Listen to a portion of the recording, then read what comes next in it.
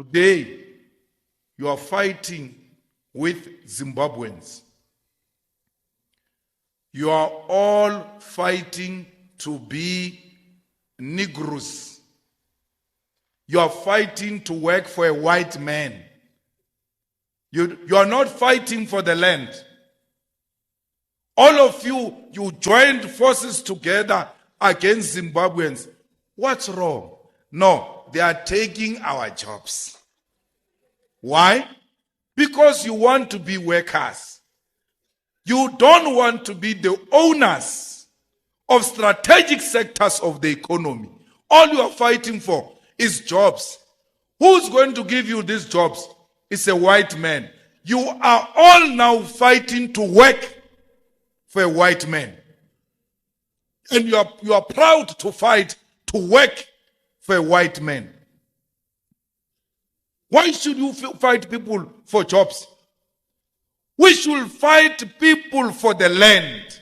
And that we want our land, because with our land, we will not be workers. We will be the owners of the land. And we will produce for ourselves and for all.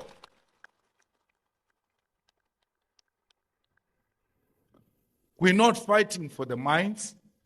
We're not fighting. We never said, hey, Zimbabweans are all over here. They are owning the banks. We South Africans don't own the banks. No one is saying that. Oh, Dudula, what's wrong? They are taking our jobs. And you think you have made a very powerful political statement by saying they are taking jobs. Okay, jobs. Who owns the jobs? It's a white man. You are fighting to work for us. In the EFF, we are not fighting to work for us. That job is a transition towards the ownership of the strategic means of our economy. We do not want to work for the white man. If anything, the white man must work for us because we are the rightful owners of the land. We must dream big. Any of you here who says that the Zimbabweans are taking jobs from you, you are a small dreamer. And we have no time for small dreamers. We are the big dreamers. And the big dreamers dreams about owning the land, the natural and mineral resources of South Africa and the whole African continent. Because there will never be economic freedom selectively to South Africa alone. That's why Mugabe failed on the land question. Because when he took the land, they ran to South Africa. When they arrived here, we should have also taken the land. When they ran to Mozambique, they take the land. Anywhere they go, they must find Africans standing together and saying, no white man is going to own the land here unless under our terms. There can never be an isolated socialism exclusive for a particular country. Even China alone and Cuba, they will not succeed in Venezuela if the world over doesn't come together to collapse this big animal called capitalism. It's so huge, so much that it needs the world to come together to defeat this animal called capitalism. So, you will not do that in society because you don't debate politics and you can't defend the position of the EFF when it comes to foreigners because you don't understand. You have never given yourself time to discuss it amongst yourself. When we were putting the Zulu king, there were Zulus from Zambia. There were Zulus from Zimbabwe. There were Zulus from many other African countries who came to KZN to honor the coronation of the king. Now, all these xenophobic people didn't know that there are actually Zulus in Zambia who left here to Zambia. So, when you look at that in totality, you actually come to realize that we are actually one thing. We are one people.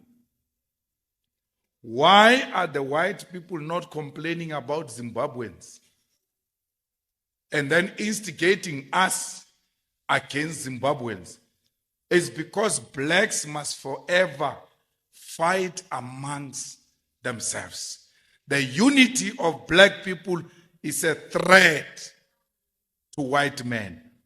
That's why I was happy to see the EFF giving message of support in a conference of the PAC. And I was like, this is what we need. That black people who represent Pan-Africanism and progressive left must always embrace each other's existence. And the left of South Africa must come together against these right-wingers who are ruling our country. Without the unity of the left, we will never defeat our enemy, which is white monopoly capital that controls everything that we are using. There's no one here today who didn't wake up and not use a product of Johan Rupert.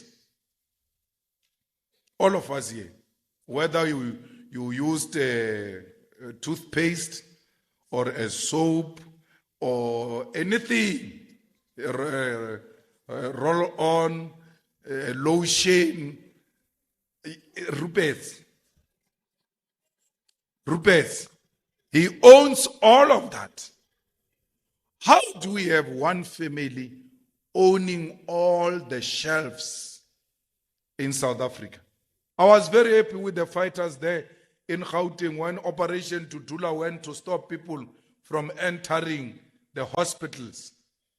They arrived there and defended our people against Operation Tutula, that no one is going to stop a patient, whether Zimbabwean or Nigerian, we don't care. This person is sick and must be helped and is sick in our country and is not going to die in our country. Our country saves lives, does not kill people. How dare do you allow in Limpopo, Poppy, to go to a sick bed, to a dead bed, and tell a patient the nonsense she was telling a patient? And you still have her going into public places unchallenged by the EFF. Such an MEC who doesn't even see anything wrong with talking to a person who's on a dead bed. The nonsense she was talking. She has taken an oath that they will never take politics to beds, to the sick beds. That's why their office is there. Those patients must be given hope. She's waiting on a bed for a surgery. She says, Poppy says to her, you are wasting my resources here. You are going to be helped here with my resources. A sick woman on a bed being insulted by another woman. The Zimbabwean woman who's sick on a dead bed, she says, I'm grateful. Don't tell me you are grateful. Don't tell me. I'm grateful.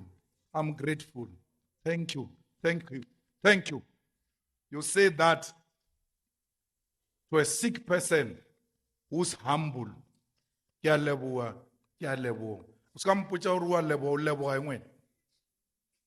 then she calls herself a doctor.